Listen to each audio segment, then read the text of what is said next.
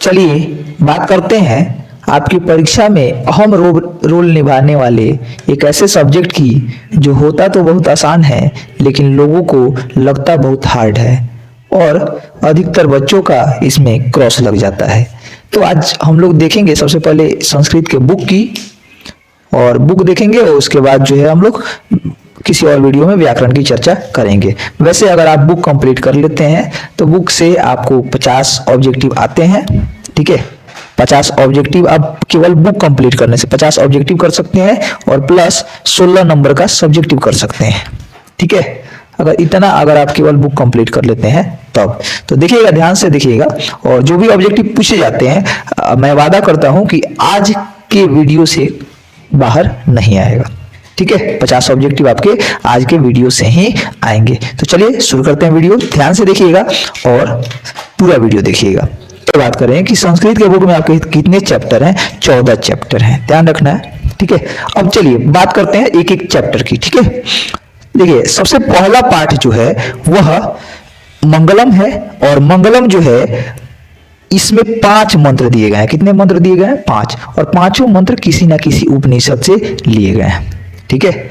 इसमें 5 मंत्र है और पांचों मंत्र जो है उपनिषद से लिए गए हैं। हाँ, ध्यान रखना है, क्वेश्चन पूछे कि मंगलम पाठ में कितने मंत्र हैं तो 5 आंसर होगा। लेकिन अगर पूछे क्वेश्चन कि मंगलम पाठ में कितने उपनिषद से संकलित मंत्र हैं तो 4। क्यों 4 है? क्योंकि 2 मंत्र जो है एक ही उपनिषद से लिए गए हैं, ठीक है। तो सबसे पहला सवाल कि मंगलम पाठ में कितने मंत्र है? 5। कहां से लिया गया है? उपनिषद से। कितने उपनिषदों से लिया गया है? 4। अब देखिए अगर आपको कभी कभी इससे लेखक पूछ देता है, वैसे ये सब सवाल आने नहीं चाहिए लेकिन पूछ देता है तो क्या जवाब देंगे? उपनिषद को जो है माना जाता है कि उपनिषद जो है महर्षि वेदव्यास की कृति है, ठीक है। तो इसीलिए इस चैप्टर का लेखक आप कह सकते हैं महर्षि वेदव्यास। चलिए बात करते हैं अगले चैप्टर की। दूसरा चैप्टर है पाटलिपुत्र वैभव। पाटलिपुत्र वैभव चैप्टर जो है यह एक निबंध है, ठीक है। क्या है? निबंध है और निबंध है यह पाठ के जो अध्यक्ष हैं उन्हीं के द्वारा संयोजित किया गया है। इसमें पटना के बारे में बताया गया है, पटना का प्राचीन नाम क्या था, पटना की प्राचीन वैभव क्या थी, उसके बारे में चर्चा है, ठीक है। बात करेंगे इसका विस्तार में अभी। चलिए तब तक आगे देखते हैं। तीसरा चैप्टर है अलस कथा। अलस कथा के जो राइटर हैं वो हैं विद्यापति, ठीक है। अब हम ये क्यों कह रहे हैं विद्यापति? क्योंकि अलस कथा में जो कहानी दी गई है एक आलसी के ऊपर कहानी है, ठीक है। आलसीपन के ऊपर, आलस के ऊपर कहानी है और यह कहानी जो है पुरुष परीक्षा से ली गई है। कहां से ली गई है? पुरुष परीक्षा से ली गई है। और पुरुष परीक्षा के जो लेखक हैं वो हैं विद्यापति। विद्यापति जो है संस्कृत, मैथिली एवं अवहट के महान विद्वान है। ध्यान रखिएगा, संस्कृत, मैथिली एवं अवहट के महान विद्वान है, 3 सब्जेक्ट के, ठीक है। और यह एक कथा है जो कि आलस के ऊपर है। आलस जो है मानव का एक दुर्गुण है, ठीक है। तो वहीं से ली गई है। चलिए बात करते हैं अगले चैप्टर की। चौथा चैप्टर है संस्कृत साहित्य लेखिका। संस्कृत साहित्य लेखिका भी जो है एक निबंध है जिसका चैप्टर है भारत महिमा, ठीक है। और भारत महिमा में जो है ध्यान दीजिएगा 3 तरह के श्लोक हैं। इसमें कितने श्लोक हैं? 5। और किस रूप में है? पद्य रूप में है। अच्छा, अब इसमें जो शुरू वाले 2 श्लोक हैं वो पुराण से लिए गए हैं। कहां से लिए गए हैं? पुराण से। और बाकी जो 3 श्लोक बचा है वह 3 श्लोक जो है इस पुस्तक के अध्यक्ष द्वारा यानी उमा शंकर शर्मा ऋषि द्वारा लिखा गया है, ठीक है। तो बात करें अगर बाकी जो 2 श्लोक है उसी की बात करते हैं तो 2 श्लोक है तो दूसरे श्लोक में से पहला श्लोक जो है आपका विष्णु पुराण से लिया गया है और दूसरा जो है भागवत पुराण से, ठीक है। अगला चैप्टर है भारतीय संस्कारा। भारतीय संस्कारा जो है एक निबंध है, ठीक है। भारतीय संस्कारा क्या है? निबंध है जो कि भारतीय संस्कारों के ऊपर लिखा गया है। इसमें बताया गया है कि भारत का विकास, भारत की सांस्कृतिक विकास जो भी है वो आज भारत के संस्कारों के चलते है। इसीलिए आज भी भारतीय संस्कृति जो है पूर्ण रूप से आज भी हमें देखने को मिलती है, ठीक है। और जो भी 16 संस्कार हैं 5 प्रकार के, उनका वर्णन भी इसमें किया गया है। चलिए बात करते हैं नेक्स्ट चैप्टर की। अगला चैप्टर है नीति श्लोका। नीति श्लोका जो है यह इसमें कितने पद्य दिए गए हैं? इसमें 10 पद्य हैं और विदुर नीति से यह लिया गया है। कहां से लिया गया है? विदुर नीति। विदुर नीति जो है महाभारत का ही एक अंश है, ठीक है। और ये विदुर नीति जो है ये महामंत्री विदुर द्वारा दिए गए हैं। तो अगर इस चैप्टर का आपसे कोई पूछे कि चैप्टर के लेखक कौन कहलाएंगे? महामंत्री विदुर। वैसे लेखक वाले सवाल जो है अच्छे नहीं होते हैं। कर्मवीर कथा, ठीक है, और यह भी एक लघु कथा है, आधुनिक लघु कथा है कर्मवीर कथा। इसमें एक कर्मवीर का वर्णन किया गया है जो कि एक दलित परिवार से रहता है, गरीब परिवार से रहता है, और उस लड़के का नाम रहता है राम प्रवेश राम। तो राम प्रवेश राम जो है कैसे एक शिक्षक द्वारा जो है उसको गांव से उठाकर ले जाया जाता है, विद्यालय में पढ़ाया जाता है, और कैसे जो है वह सिविल सर्विस परीक्षा पास करके जो है एक अच्छा सिविल सर्वेंट बन पाता है, उसकी कथा दी गई है। अगला चैप्टर है स्वामी दयानंद। स्वामी दयानंद जो है एक बहुत बड़े संत थे, ठीक है, और उन्हीं के ऊपर जो है यह चैप्टर लिखा गया है। एक निबंध है यह चैप्टर। इसमें बताया गया है स्वामी दयानंद ने कैसे कुरीतियों को खत्म किया, स्वामी दयानंद ने आर्य समाज की स्थापना कब की, स्वामी दयानंद के जो आज विद्यालय चलते हैं डीएवी, उनके बारे में चर्चा है, और उनके पुस्तक के बारे में चर्चा है। चलिए बात करते हैं नेक्स्ट चैप्टर, मंदाकिनी वर्णनम। मंदाकिनी वर्णनम जो है, ठीक है, मंदाकिनी वर्णनम, इसमें 10 पद्य दिए गए हैं और यह वाल्मीकि रामायण से लिए गए हैं। इसमें भगवान राम जो है सीता माता को कहते हैं, मंदाकिनी नदी का वर्णन करते हैं। देखिए भगवान राम ने जो है 12 वर्ष तक चित्रकूट में ही अपना निवास बनाया था, ठीक है। तो चित्रकूट नदी, चित्रकूट पर्वत के किनारे ही, चित्रकूट पर्वत के पास ही है मंदाकिनी नदी, जो कि काफी सुंदर है, चारों तरफ से जो है फूलों से घिरी हुई है, पर्वत की मालाओं से घिरी हुई है। तो इसीलिए भगवान राम जो है माता सीता को इसकी सुंदरता का वर्णन करते हुए बताते हैं, ठीक है। चलिए बात करते हैं नेक्स्ट चैप्टर, व्याघ्रपति कथा। यह भी जो है एक कथा है जो कि हितोपदेश से लिए गए है। व्याघ्रपति कथा जो है कहां से लिया गया है? हितोपदेश से लिया गया है। और हितोपदेश के जो रचनाकार हैं वो है नारायण पंडित, ठीक है। तो इस ध्यान रखिएगा इसको। इसमें एक बाघ की चर्चा और एक पथिक की चर्चा है, जिसमें बाघ जो है पथिक को सोने का कंगन का लालच देता है और पथिक जो है लालच में पड़कर जो है अपनी जान गंवा देता है। चलिए तो अगला चैप्टर की बात करते हैं। अगला चैप्टर है कर्णस्य दानवीरता। कर्णस्य दानवीरता जो चैप्टर है यह कर्णभार से लिया गया है। यह देखा जाए तो एक तरह का नाटक है और इसमें 2 पात्र जो है आपको प्रत्यक्ष रूप से देखने को मिलते हैं, एक कर्ण और एक शक्र यानी भगवान इंद्र। अंत में जो है इसमें एक और पात्र जुड़ जाते हैं, शल्य, ठीक है, जो कि कर्ण के सारथी रहते हैं। इसमें कर्ण से जो है कवच और कुंडल का दान भगवान इंद्र यानी शक्र मांगते हैं। चलिए बात करते हैं अगले चैप्टर यानी विश्व शांति। विश्व शांति यानी विश्व की शांति। इसमें विश्व शांति पर निबंध लिखा गया है, ठीक है, यह एक निबंध है। और नेक्स्ट चैप्टर है शास्त्रकारा। शास्त्रकारा में जो है शिक्षक और विद्यार्थियों के बीच वार्तालाप किया गया है, जिसमें शास्त्र कितने होते हैं, जो भी हमारी संस्कृति है, जो भी ज्ञान क्या होता है, धर्म क्या होता है, इन सब की बात की गई है। शिक्षक और छात्रों के बीच वार्तालाप है। चैप्टर को विस्तार से देखते हैं। चलिए अब जानते हैं कि कौन से श्लोक कहां से लिए गए हैं। आपके एग्जाम में पूछे जाते हैं अक्सर सवाल, 3 से 4 प्रश्न जो है इस श्लोक वाले सवाल से आएंगे, ठीक है। सबसे पहला हिरण्मयेन पात्रेण कहां से लिया गया है? ईशावास्य से लिया गया है। कहां से लिया गया है? ईशावास्य। अगला है कि अनोरणीयान महतो मह्यान कहां से लिया गया है? कठ उपनिषद से लिया गया है, ठीक है, कठ उपनिषद से लिया गया है। अगला है सत्यमेव जयते नानृतम, ये कहां से लिया गया है? ये मुंडक से लिया गया है। और एक और है यथा नद्य स्यंदमाना समुद्रे, ये भी जो है आपके मुंडक से ही लिया गया है, ठीक है। चलिए अगला देखते हैं चौथा श्लोक। चौथा श्लोक जो है आपका है वेदा हमेतम पुरुषम महांतम, ये कहां से लिया गया है? वेदा हमेतम पुरुषम महांतम, ये श्वेता स्वतर से लिया गया है। ये पहला चैप्टर है, मंगलम चैप्टर का जो है चौथा श्लोक है। और अगला है गायंती देवा किल गीत कहानी, ये कहां से लिया गया है? ये विष्णु पुराण से। अहो अमीशाम किम अकारी शोभनम, ये भागवत पुराण से लिया गया है। इसके बाद सेकंड चैप्टर में आपको देखने को मिलता है अस्ति महितल तिलकम, ये श्लोक जो है कुटनिम ताखे से लिया गया है, जिसके रचनाकार जो है कौन है? जिसके रचनाकार दामोदर गुप्त हैं, ठीक है, इसके रचनाकार कौन है? दामोदर गुप्त हैं। अगला है अत्रोपवर्षवर्षविः, ये कहाँ से लिया गया है? स्वकाव्य मीमांसा से लिया गया है। ठीक है, और इसके रचनाकार कौन है? इसके रचनाकार हैं राजशेखर। चलिए अब बात करते हैं कि कौन से चैप्टर किस प्रकृति के हैं। तो देखिए आपके बुक में जो है 4 तरह के चैप्टर दिए गए हैं। ठीक है, कितने तरह के? 4 तरह के। पहला है पद्यात्मक पाठ, यानी जो श्लोक के रूप में दिए गए हैं, तो इसमें 4 चैप्टर हैं। कितने चैप्टर हैं? 4 चैप्टर हैं। दूसरा है कथात्मक पाठ।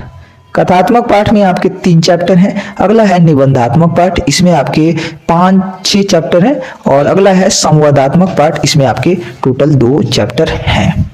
ठीक है, तो ध्यान रखिएगा। चलिए बात करते हैं कि कौन सा पद्यात्मक है। मंगलम भारत महिमा नीति श्लोका मंदाकिनी वर्णनम पद्यात्मक पाठ है। अलस कथा, कर्मवीर कथा, व्याघ्रपति कथा, जावना में कथा लगा है, समझिएगा, कथात्मक पाठ है। बाकी जो है पटलिपुत्र वैभवम, भारतीय संस्कृति लेखिका, भारतीय संस्कारा, स्वामी दयानंद, विश्व शांति, ये सब निबंधात्मक पाठ है। कर्णस्य दानवीरता, जिसमें 3 पात्र हैं। शास्त्रकारा, जिसमें 2 पात्र हैं, नहीं, एक छात्र हैं और शिक्षक है। ये जो है संवादात्मक पाठ है। अब चलिए बात करते हैं एक एक चैप्टर्स के विस्तार से। करते हैं मंगलम पाठ की। तो मंगलम पाठ के बारे में मैंने बताया कि यह एक पद्यात्मक पाठ है। इसमें 5 मंत्र हैं और जो 4 उपनिषदों से संकलित हैं। यह पाठ जो है मंगलाचरण के रूप में पठनीय है, यानी हम किसी भी कार्य को शुरू करने से पहले कुछ शुभ श्लोकों का स्मरण करते हैं, उसी को मंगलाचरण कहते हैं। वैदिक साहित्य में जो है आध्यात्मिक ग्रंथ के रूप में उपनिषदों का काफी महत्व है। उपनिषद पढ़ने से क्या होता है? हमें परम सत्ता के प्रति यानी भगवान के प्रति जो है श्रद्धा उत्पन्न होती है और हम सत्य को जानने की जिज्ञासा को और बढ़ा पाते हैं। ठीक है, उपनिषद जो भी लिखे गए हैं वो बहुत सारे वेदों के ही हिंदी स्वरूप हैं। ठीक है, और उपनिषद क्या बताते हैं? तो ये वैदिक वाङ्मय के अंतिम भाग है, अंतिम भाग से लिए गए हैं, जो कि दर्शन शास्त्र के सिद्धांतों को बताते हैं। इसमें भगवान की महिमा का वर्णन किया गया है और ये भी बताया गया है कि यह पूरा जगत जो है भगवान द्वारा ही संचालित और अनुशासित होता है। हम सबके जीवन का एकमात्र लक्ष्य है उस परमपिता परमेश्वर को प्राप्त करना। बताया, इसमें ये भी बताया गया है कि जो सत्य का मुख है वो सोने जैसे पात्र से ढका हुआ है। अगर आपको सत्य का दर्शन करना है, सत्य धर्म की प्राप्ति करनी है, तो आपको उस सोने के पात्र को हटाना पड़ेगा। हमारी आत्मा जो है वो अणु से भी छोटी है और महान से भी महान है, और यह आत्मा हमारे शरीर के हृदय रूपी गुफा में विद्यमान होती है। अगर हमें इसकी महिमा को जानना है, इसके क्या धातु, इसके प्रसाद को जानना है, तो आपको शोक रहित और अनासक्त होना पड़ेगा। सत्य के ही हमेशा जीत होती है, असत्य की कभी नहीं होती है। नहीं, देवताओं के जो रास्ते हैं वो भी सत्य से ढके होते हैं। ऋषि गण जो है सत्य के द्वारा ही परमपिता परमेश्वर तक पहुंच पाते हैं। जिस प्रकार नदियां बहती हुई समुद्र में मिलती है, उसी प्रकार विद्वान लोग भी जो है अपने नाम को त्याग करके परमपिता ईश्वर में विलीन होना चाहते हैं। ठीक है, सूर्य का रंग जो है, सूर्य का प्रकाश जो है, जिस प्रकार अंधकार को चीर कर सारे अंधकार को मिटा देता है, उसी प्रकार आपको भी आत्मा का ज्ञान ही नहीं, मृत्यु का ज्ञान ही जो है वो सारे अंधकारों को हटाकर, सारे मोह मायाओं को हटाकर आप इस जन्म मृत्यु के बंधन से छुटकारा पा सकते हैं। नहीं, चलिए अगला नेक्स्ट चैप्टर है हम लोग का पाटलिपुत्र वैभवम। इसमें पाटलिपुत्र के यानी पटना के महत्व को बताया गया। जितने भी काल हैं सब में वो सभी महत्व हैं, सभी प्रकार के महत्व हैं। आर्थिक महत्व, सामाजिक महत्व या वैदेशिक महत्व, जो भी है सबको बताया गया है। एक पटना जो है बहुत प्राचीन नगर है। इसका इतिहास जो है 2500 सालों पुराना इतिहास है। यह धार्मिक क्षेत्र से भी महत्वपूर्ण है, राजनीतिक क्षेत्र से भी, उद्योग क्षेत्र से भी महत्वपूर्ण है। और एक और खास बात है कि बहुत सारे विदेशी यात्री यहाँ पे आए हुए हैं, जैसे मेगास्थनीज जो कि एक यूनानी यात्री था, फाहियान जो कि एक चीनी यात्री था। वेनसांग ये भी चीनी यात्री था।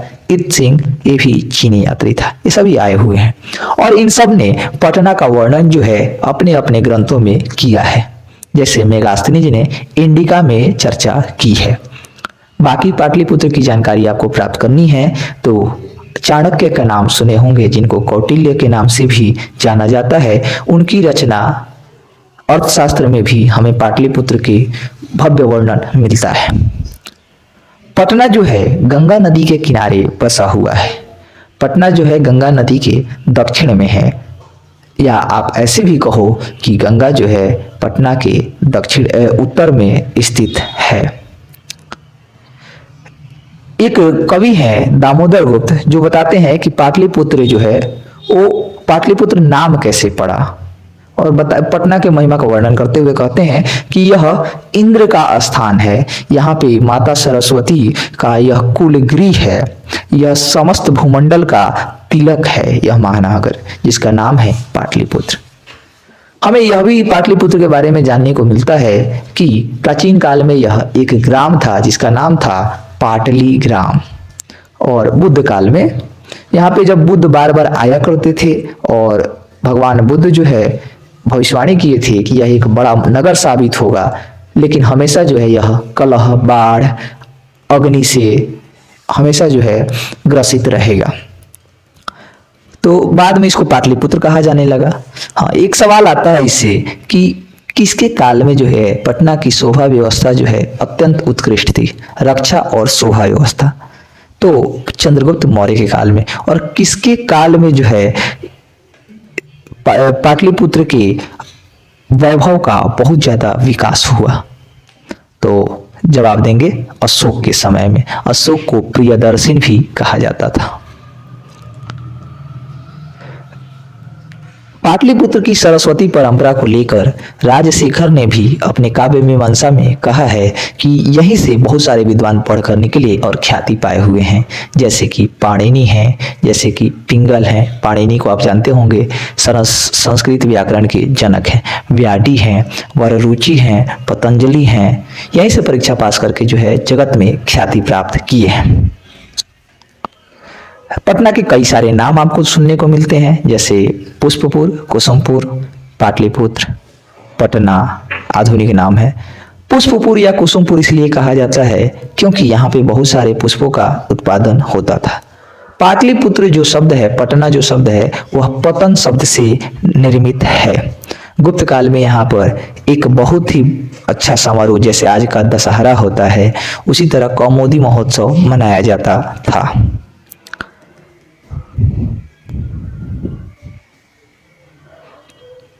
बाकी पाटलिपुत्र में जो है कई सारे जगह जो है घूमने योग्य हैं और लोग आते भी हैं, जैसे संग्रहालय है, यहाँ हाई कोर्ट है, सचिवालय है, नहीं गोलघर है, तारामंडल है, जैविक उद्यान है, चिड़ियाघर, बहुत सारे मौर्य काल के अवशेष हैं, महंत वीर का मंदिर है, गुरु गोविंद सिंह का जन्म भी पटना में ही हुआ है। नहीं, ये सभी घूमने वाले जगह हैं। बात करते हैं अगले चैप्टर अलस कथा की। अलस कथा जो है वह आलस के ऊपर कथा है। आलस जो है मानव का एक दुर्गुण है और इसमें 4 अलसियों की कथा है। एक बहुत बड़े मंत्री रहते हैं मिथिला के, जिनका नाम होता है वीरेश्वर। वह बहुत दानी स्वभाव के होते हैं और वह विशेषकर आलसियों के लिए भोजन की व्यवस्था, उनके वस्त्र की व्यवस्था, उनके देख रेख की व्यवस्था, उनके रहने की व्यवस्था करने के लिए एक अलसशाला खोलते हैं और वहाँ पे कुछ व्यक्तियों को नियोजित करते हैं कि आप इस अलसशाला की देखभाल करें। वहाँ पे नियोजित व्यक्ति, अब देखिए होता क्या है कि अलसशाला में आलसी जो है इकट्ठा होने लगते हैं। धीरे धीरे जो कम आलसी होते हैं या फिर जो आलसी नहीं भी होते हैं, वो जबरदस्ती आलस अपनाकर जो है अलसशाला का फायदा उठाने आ जाते हैं। तो स्थिति यह आती है कि अलसशाला में जो व्यक्तियों की संख्या जो है काफी बढ़ जाती है और वीरेश्वर द्वारा नियोजित व्यक्तियों को एक प्लान लगाना पड़ता है ताकि लोग कम हो। इसके लिए वो क्या करते हैं, एक दिन अलसशाला में आग लगा देते हैं और आग से जो भी कम आलसी रहते हैं और जो आलसी नहीं रहते हैं वो भाग जाते हैं। एक सबसे ज्यादा आलसी 4 लोग बचते हैं। ठीक है। और वहीं 4 लोगों को जो है बाद में रखा जाता है और उनके केसों को खींचकर बाहर निकाला जाता है। इसमें यह भी बताया गया है कि आलसियों का रक्षक जो है कोई नहीं है, आलसियों का एक ही रक्षक है जो करुणामयी व्यक्ति। देखिए, एक बच्चे की बात करें तो उसका रक्षक उसकी माता होती है, एक स्त्री की बात करें उसका रक्षक उसका पति होता है, लेकिन आलसियों का रक्षक जो है एक दुनिया में एक ही व्यक्ति है, वह है करुणामयी व्यक्ति। ठीक है। सभी लोग जो है अपने जाति की रक्षा करते हैं, सभी लोग अपने जाति की ओर भागते हैं, अपने कुल की ओर भागते हैं नहीं। इसके बाद नेक्स्ट चैप्टर की बात करें, वह है संस्कृत साहित्य लेखिका। इसमें कुछ महत्वपूर्ण लेखिकाओं की चर्चा की गई है, जैसे कि आपको ध्यान में रखना है कि ऋग्वेद में जो है 24 महिलाओं की बात की गई है नहीं, और अथर्ववेद में 5 ऋषिकाओं की बात की गई है, जिसमें यमी है, अपाला है, उर्वशी है, इंद्राणी है, वागाम्भरिणी है। बृहदारण्यक उपनिषद में एक घटना मिलती है जिसमें याज्ञवल्क्य जो है अपनी पत्नी मैत्रेयी को आत्मा की शिक्षा देते हैं नहीं। अब सोचिए, आत्म तत्व की शिक्षाएं जो है मैत्रेयी को मिली हुई हैं। जनक के सभा में भी हम पाते हैं कि एक गार्गी जो है वो जनक की सभा में रहती हैं, जो कि शास्त्रार्थ कुशला रहती हैं नहीं। सुलभा का वर्णन भी मिलता है हमें महाभारत में। तो ये सभी महिलाएं जो है प्राचीन काल से ही संस्कृत के साहित्य के विकास में अपना योगदान निभा रही हैं। आपने विजयांका का नाम सुना होगा। विजयांका जो है प्रथम कल्प की कवित्री हैं। ठीक है। उनके बारे में दंडी का कहना है कि वह श्याम वर्ण की है। ठीक है। लेकिन एक श्लोक से यह पता चलता है कि वह सर्व शुक्ला सरस्वती हैं। दंडी के अनुसार वह श्याम वर्ण की हैं, जो कि साफा जो है गलत पता चलता है। ठीक है। और विजयांका का काल जो है माना जाता है कि 800 ईस्वी में है, और इनका असल नाम जो है विजय भट्टारिका है, जिनको विजयांका भी माना जाता है। ये चंद्रादित्य की पत्नी थी, जो कि चालुक्य वंश के राजा थे। इनके अलावा दक्षिण में जो है बहुत सारे लोग थे, सिल्ला भट्टारिका, देव कुमारिका, रामभद्राम्बा, ये सभी लोग थे। उसी प्रकार विजयनगर में भी अगर आप दक्षिण में देखते हैं तो वहां पर भी संस्कृत भाषा का काफी संरक्षण हुआ है। वहां पे कंपन राय की पत्नी थी गंगा देवी, जिसने मधुरा विजयम की रचना की है, जो कि मदुरई विजय जो है श्री कृष्ण देव राय कंपन राय की थी, उसी का वर्णन है। उसी तरह आप अच्युत राय की पत्नी तिरुमालंबा के बारे में पढ़ते हैं, जिन्होंने वरदाम्बिका परिणय चंपू काव्य की रचना की है। अगर आज के लेखिकाओं की बात करें तो इसमें पंडिता क्षमा राव का नाम अग्रणी है नहीं, और इनके अलावा जो है बहुत सारे लोग हैं जो शंकर पांडुरंग पंडित की पुत्री हैं। इनकी प्रमुख रचनाएं हैं शंकर चरित, और गांधी दर्शन से प्रभावित होकर इन्होंने सत्याग्रहिता, मीरा लहरी, कथा मुक्तावली, विचित्र परिषद यात्रा, ग्राम ज्योति इत्यादि ग्रंथों की रचना की है। इनके अलावा बहुत सारे लोग जो हैं, पुष्पा दीक्षित, वनमाला भवालकर, मिथिलेश कुमारी, ये सभी जो हैं संस्कृत की आधुनिक लेखिकाएं हैं। बात करें नेक्स्ट चैप्टर की तो भारत महिमा है। भारत महिमा में जो है, भारत महिमा चैप्टर में आपको भारत की महिमा का वर्णन मिलेगा। बताया गया है कि हमारे देश को भारतवर्ष कहते हैं और इसकी महिमा सभी ओर गाई जाती है। स्वयं देवता इसकी महिमा को गाते हैं और यहाँ जन्म लेने को तरसते हैं। भारत एक ऐसी भूमि है जहाँ से आप स्वर्ग और मोक्ष प्राप्त कर सकते हैं। इसमें बताते हैं कि स्वयं हरि भी जो है यहाँ पे जन्म लेने के लिए तरसते हैं, और हरि की सेवा करने के लिए स्वयं देवता जो है यहाँ जन्म लेना चाहते हैं। ये बताया गया है कि यह भूमि जो है निर्मल है, वत्सल है। यह भूमि जो है, यहाँ बहुत सारे धर्म के लोग, विभिन्न जातियों के लोग एक साथ रहते हैं नहीं। यह भूमि जो है बहुत विशाल है, हमेशा जो है बहुत सारे सागरों से घिरी हुई है। यहाँ बहुत सारे पर्वत हैं, वन है, झरने हैं। यह भूमि जो है जगत का गौरव है, जगत की शोभा है, और हमारे लिए सदैव पूजनीय है। और हमें इस भूमि, भारत भूमि के प्रति हमेशा देशभक्ति का भाव रखना चाहिए। नेक्स्ट चैप्टर की बात करते हैं। नेक्स्ट चैप्टर है भारतीय संस्कारा। भारतीय संस्कारा पाठ में जो है हमारे 16 भारतीय संस्कारों का वर्णन मिलता है। भारतीय संस्कारों का प्राचीन काल से ही बहुत अधिक महत्व है। इससे संस्कारों में हम वेद मंत्रों का पाठ करते हैं, वरिष्ठों का आशीर्वाद लेते हैं, परिवार के सदस्य सभी एकत्रित होते हैं और हम एक उत्सव की तरह इन संस्कारों को मनाते हैं। इन संस्कारों को मनाने से हमारे जीवन में जितने सारे दोष होते हैं और जितने सारे गुणों का आगमन होता है वह काफी योगदान निभाता है।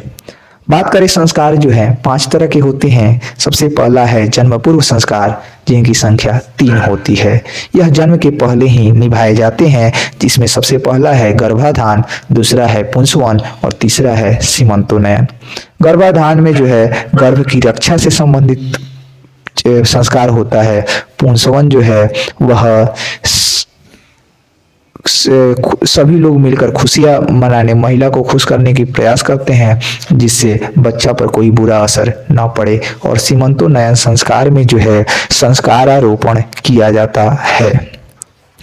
इसके बाद शैशव संस्कार है, दूसरा प्रकार है जो 6 होते हैं। सबसे पहला है जात कर्म, फिर है नामकरण माने जन्म, लड़के का जन्म, फिर उसका नामकरण, फिर लड़का जो है सबसे पहली बार जब घर से निकलता है इसको कहते हैं निष्क्रमण, फिर अन्नप्राशन सबसे पहली बार जब भोजन कराया जाता है, फिर है चूड़ा कर्म यानी उसका जो है बाल सबसे पहली बार काटा जाता है। इसके बाद कर्णवेध यानी जब सबसे पहली बार उसके कान को में जो है छिद्र किया जाता है।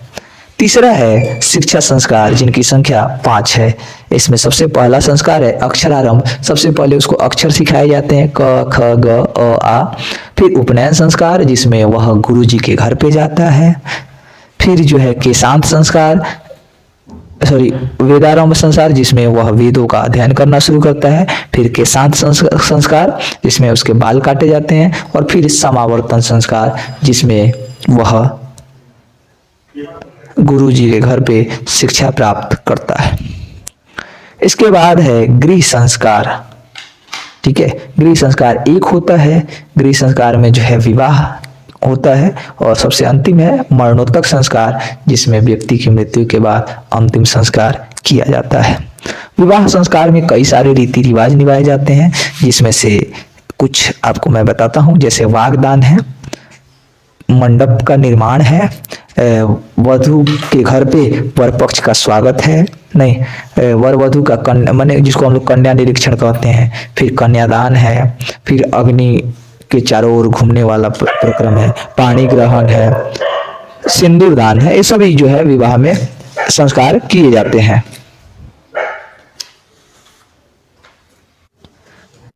आज के वीडियो में बस इतना ही रहने देंगे और अगला वीडियो जो है एक और वीडियो रहेगा जिसमें बाकी चैप्टर्स के बारे में हम लोग विस्तार से चर्चा करेंगे। तो कैसा लगा वीडियो कमेंट करके जरूर बताइएगा। बहुत बहुत धन्यवाद। वीडियो पसंद आया हो तो वीडियो को लाइक जरूर कर दीजिएगा और अपने दोस्तों के पास भी शेयर जरूर कीजिएगा। बहुत बहुत धन्यवाद।